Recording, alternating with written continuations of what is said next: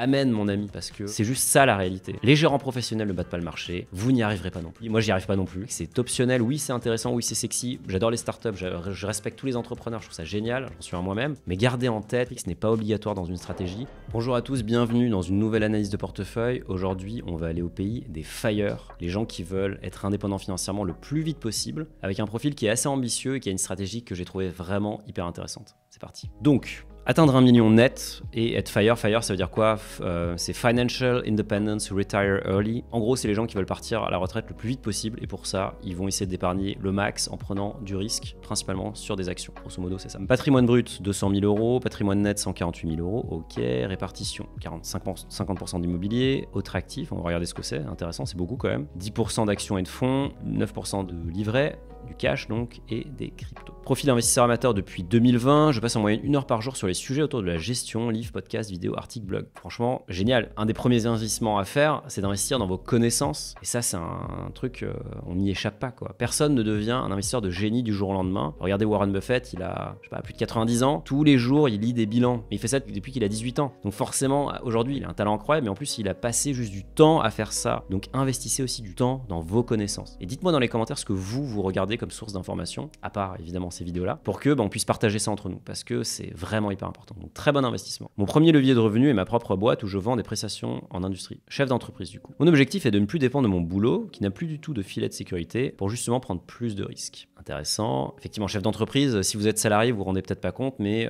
vous êtes mandataire social, du coup vous cotisez pas au chômage, vous cotisez pas pareil à la retraite, vous avez beaucoup de désavantages pour emprunter, c'est un enfer. Donc on parle souvent des chefs d'entreprise. Les chefs d'entreprise, ils prennent beaucoup de risques. Alors des fois ils gagnent beaucoup, mais c'est souvent aussi très défavorable. Donc ils sont responsables aussi pour plein de choses. Donc franchement, c'est pas évident. Je parle en connaissance de cause. Concrètement, je vise un premier cap d'investissement symbolique de 500 000 euros, puis un second à 1 million d'euros. On rappelle qu'aujourd'hui, tu es à 150 000 euros net pour arriver au fameux 4% net déduit de l'inflation et un impôt, soit environ 3 000 euros par mois. Ok, top. Après quelques essais en bourse, je suis venu à la conclusion que pour faire mieux qu'un ETF World, il fallait y consacrer beaucoup de temps et littéralement se professionnaliser. Ce que je n'envisage pas pour le moment. Amen, mon ami. Franchement, amen, parce que c'est juste ça la réalité. C'est que les gérants professionnels ne battent pas le marché. Vous n'y arriverez pas non plus. Voilà, je vous le dis. Moi, j'y arrive pas non plus. Je fais un peu de stock picking pour m'amuser. J'achète des valeurs qui me plaisent, mais c'est tout. C'est 3% dans mon patrimoine. Le reste, c'est l'ETF World et je pense qu'on va regarder ton profil, il sera exactement pareil. Je me concentre à 100% sur la MSCI World, 1700 euros par mois. Ouais, énorme. Et je fais également du décès un peu bourrin sur les cryptos, 1400 euros par mois. 3100 euros par mois d'investissement, franchement, c'est énorme. Je pense que tu as un des plus gros profils que j'ai analysé pour l'instant. 75% BTC et ETC. Alors, ETC ou ETH, peut-être regarder ça, mais si tu fais de l'ETC, il faudra m'expliquer pourquoi. C'est l'Ethereum original, en fait, si vous voulez tout savoir. Et 25% sur 8 cryptos ayant la plus grosse market cap. J'ai conscience du risque de tout perdre sur ces investissements, mais je pense que le ratio bénéfice-risque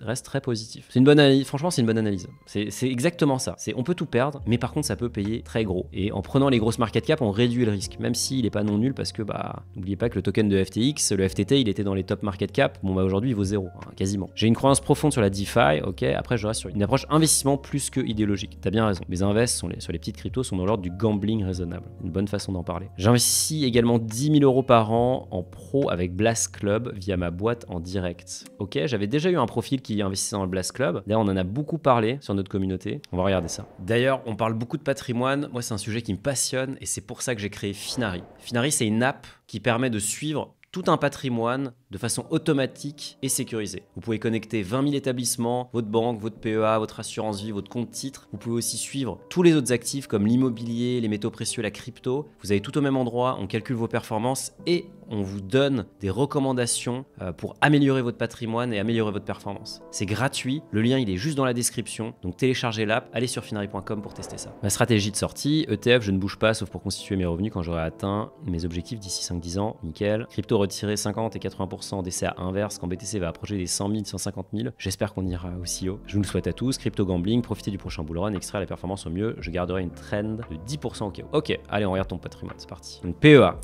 Ton PEA, il y a quoi dedans? T'as 25 000 euros. Il y a MSCI World qui représente 47%. T'as vu que le stock picking, ça marchait pas. Liquidité, t'as du S&P 500. Alors attention à l'overlap, hein. MSCI World, c'est 60% d'États-Unis. Du coup, tu te renforces sur les États-Unis. Bon, c'est un choix à toi de voir. Et après, t'as pas mal de titres, Forestia, Stellantis, très automobile, Orange ou Dacia, très français aussi. Le PEA, on peut investir dans des entreprises européennes, hein, on n'est pas obligé de se cantonner aux entreprises françaises. On peut pas acheter des titres américains comme Apple ou Tesla, mais on peut acheter des titres européens. Vous pouvez acheter Porsche, Volkswagen si vous voulez. Il y a plein d'autres boîtes en Europe qui sont top. Il y a plein de boîtes tech aussi. Adyen, par exemple, aux Pays-Bas. Du coup, franchement, t'as raison. La question que je me pose, c'est pourquoi garder toutes les petites lignes? Alors, t'as l'air d'être quand même en bénéfice sur la plupart, donc top. T'as généré une plus-value de 1400 €, mais de toute façon, l'important, c'est pas tant générer la plus-value. Regardez-moi ce graphe en escalier là. C'est un Jean-Michel DCA, il investit tous les mois. Et oui, il a pas encore généré une perf de dingue, mais en fait, son patrimoine augmente parce qu'il investit tous les mois. Il a créé une machine dans laquelle il met de l'argent. Et il a bien raison. Et il fait ça dans quelque chose qui est raisonnable à MSCI World. Donc, franchement, c'est clean, c'est des frais bas, top. Crypto, t'as quoi? 50% de Bitcoin. Donc, c'était bien de l'Ethereum, pas de l'Ethereum classique. Ça me semblait bizarre quand même, Ethereum classique. Tether, et après, ce que tu disais, BNB, etc., Solana. Donc, top. Franchement, la stratégie est pas déconnante. Pareil, on voit le mouvement en escalier. Alors, s'il y a plus de volatilité en crypto, mais quand ça part fort, à la hausse ou à la baisse, ça part très fort. Donc à toi de voir. On voit qu'il y a plein de trucs en staking là, donc ça c'est top. Je sais pas chez qui tu fais ça, mais tu génères du rendement passif grâce à ça, probablement via un exchange. Donc franchement c'est bien. Faut juste avoir conscience que quand l'argent est sur un exchange, not your keys, not your crypto. Donc si l'exchange fait faillite, coucou FTX, c'est tant pis pour vos cryptos. Alors qu'on voit que tu as des ledgers aussi. T'en as plusieurs, c'est bien. On voit que t'en as deux. Ça, vous avez les clés. C'est vous qui détenez la clé. Donc personne ne pourra toucher à vos cryptos sauf s'il prend votre ledger, il connaît le code et ensuite il peut exécuter une transaction. Donc ça c'est une bonne façon de stocker la crypto, je trouve quand même. L'exchange, moi j'éviterais d'y laisser trop. D'ailleurs, c'est un très bon point. Le DCA crypto, le DCA en général, moi j'y crois à fond. Chez Finari, on lance un plan d'investissement crypto dans lequel on peut faire exactement ce que tu nous décris. En fait, on peut créer son ETF crypto. Donc, on peut dire je vais investir 50% dans Ethereum, 10% dans Solana, 10% dans DOT, 10% dans Ethereum, peu importe. On définit un montant et une temporalité tous les jours, toutes les semaines ou tous les mois. Et après, on exécute automatiquement votre plan. Et si vous voulez, on vous envoie même les cryptos sur votre wallet. On a des frais imbattables et on est régulé en France. Donc, voilà, on n'est pas comme FTX. On a fait ça très sérieusement et on a fait ça surtout avec nos utilisateurs. Donc il y a une liste d'attente, je vous mets le lien ici, vous pouvez vous inscrire et si ça vous intéresse, vous pouvez jeter un œil, ça sera dispo très bientôt. On regarde la suite, t'as un appart, c'est ta résidence principale, t'as fait une belle plus-value dessus, trop bien. D'ailleurs t'as un emprunt lié, 1,10%, bon ça c'est un peu un rêve pour tous ceux qui empruntent maintenant, ça n'existe plus, on est plutôt à 3,5. C'était le bon temps, c'est ça qui est bien en France, hein, c'est taux fixe, donc en fait quand on emprunte à 1,1, derrière si les taux augmentent on s'en fiche, nous de toute façon on a loqué ça. Petite pause, j'ai remarqué que vous étiez 65% à ne pas s'être abonné à la chaîne, ce qui est dommage parce que toutes les semaines, je sors une vidéo comme celle-ci dans laquelle j'analyse un patrimoine. Je sors aussi des vidéos dans lesquelles je reçois des experts. On parle d'investissement sans tabou. On vous donne de la vraie valeur ajoutée pour mieux gérer votre patrimoine. Donc, abonnez-vous, activez la cloche et vous serez les premiers informés des prochaines vidéos. Et après, autre actif, ça j'imagine que c'est ta boîte. Ok, du coup moi ce que j'ai fait en fait c'est assez simple, c'est que pour répondre concrètement à ta question, c'est que j'ai pris notre simulateur Finari, le simulateur de patrimoine, je vous mets le lien dans la description. J'ai pris ton patrimoine actuel, j'ai uniquement pris tes actions et tes cryptos. J'ai exclu tout le reste. J'aurais pu prendre les livrets, t'avais 16 000 € dessus, mais voilà, on va se dire que vu que c'est un rendement net négatif ajusté à l'inflation, c'est pas très intéressant. Donc ton allocation aujourd'hui c'est 73% en bourse, 27% autres crypto donc. Ce qui est investi c'est énorme. Franchement, je te dis, je pense que j'ai jamais vu ça. 37 000 € par an, c'est un salaire, c'est un bon salaire ça, qu'il investit par an. Donc franchement, c'est top de pouvoir faire ça. Donc 37 000 € par an. Aujourd'hui, tu nous as dit que tu investissais, il me semble, 1700 dans la bourse, 1400 dans les cryptos. Donc ça fait 55-45 en gros. On a mis, allez, on va mettre 20 ans d'épargne. Rendement bourse, on a mis 8%. Pourquoi 8? Parce qu'en fait, je suis allé voir la performance du MSCI World et vous voyez que depuis la création en 87, c'est 8% par an en moyenne. Sur les périodes plus courtes, sur 10 ans, c'est plutôt 9%, mais nous, on va être plutôt conservateur, on va dire 8%. Après, encore une fois, hein, vous regardez là, 2022, moins 17%. 2018, moins 8%. 2008, bon, 2008, il n'y a pas ici, parce que ça n'existait pas. Enfin, en tout cas, je ne sais pas pourquoi ça existait, mais en tout cas,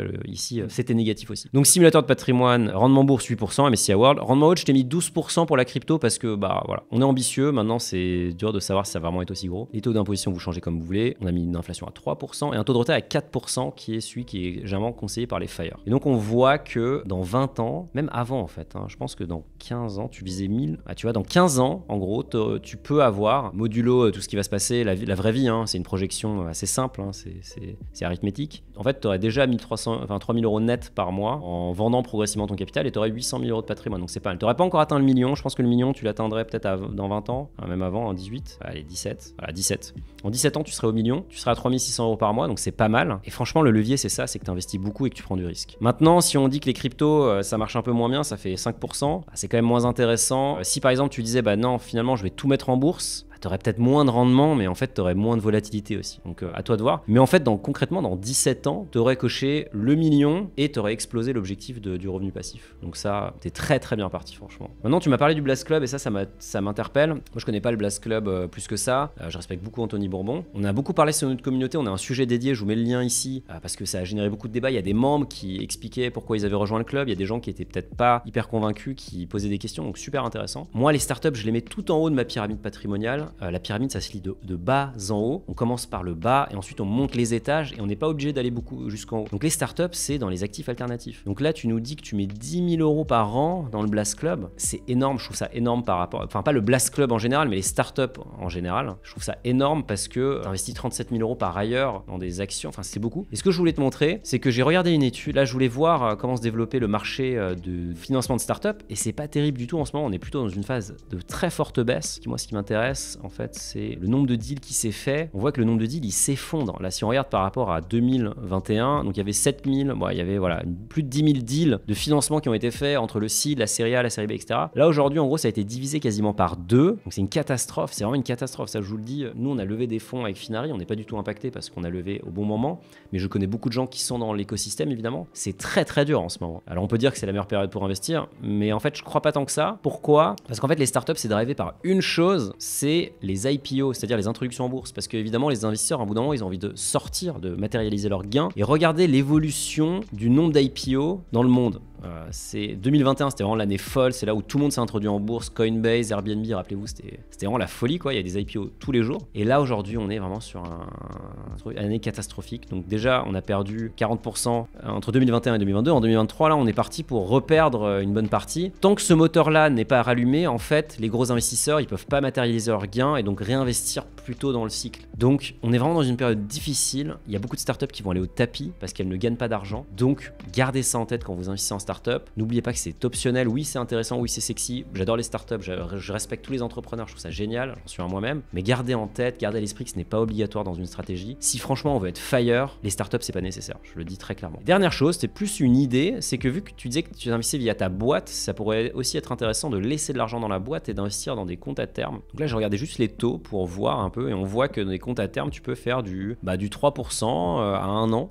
Ça peut être une façon intéressante de stocker de la trésor en attendant. Alors évidemment, pas à très long terme, mais ça peut être une façon intéressante de stocker de la trésor en attendant peut-être un rebond de marché, etc. Voilà, c'est une option. En tout cas, on le voit beaucoup et c'est vrai qu'aujourd'hui, il y a beaucoup d'entreprises qui gagnent beaucoup d'argent sur leur trésor grâce à ça, donc c'est intéressant. En tout cas, il faut placer sa trésor en entreprise, c'est sûr. Donc pour résumer, franchement, ton objectif, moi j'ai aucun doute. Là, t'es super bien parti, t'as une super stratégie, c'est hyper cohérent. On voit le simulateur, c'est quand même assez. On peut tweaker les valeurs, on peut changer, etc. Mais t'es quand même hyper bien parti. Maintenant, le point d'attention, c'est pourquoi investir en startup alors que tu pourrais mettre ces 10 000 €. Tiens, d'ailleurs, on va les mettre ici. Hop, on met investissement annuel 47%. On remet sur ta stratégie 55-45. Bah voilà, en fait, en 17 ans, tu passes, t'ajoutes, je crois que c'était t'avais combien avant? T'avais 600 € de revenus en plus. Non, voilà, 600 € de revenus en plus. Sur 20 ans, bon bah ça va que s'accélérer cette tendance. Aujourd'hui, mettre des rendements associés aux startups, franchement, c'est hyper difficile. Même les investisseurs professionnels perdent de l'argent. Donc c'est vraiment la loterie. Ça marche des fois, tant mieux. Ça marche souvent pas, malheureusement. C'est la réalité. Donc pose-toi la question des startups, mais franchement, super profil sinon, très bonne inspiration pour tout le monde. J'espère que ça vous a aidé. Si vous voulez aussi que j'analyse votre patrimoine, le lien dans la description, vous postulez. Suivez votre patrimoine aussi vous pouvez pas améliorer ce que vous ne suivez pas, donc faites comme cet utilisateur, installez Finari ou allez sur finari.com, c'est gratuit. Je vous dis à très vite pour une nouvelle vidéo. Salut.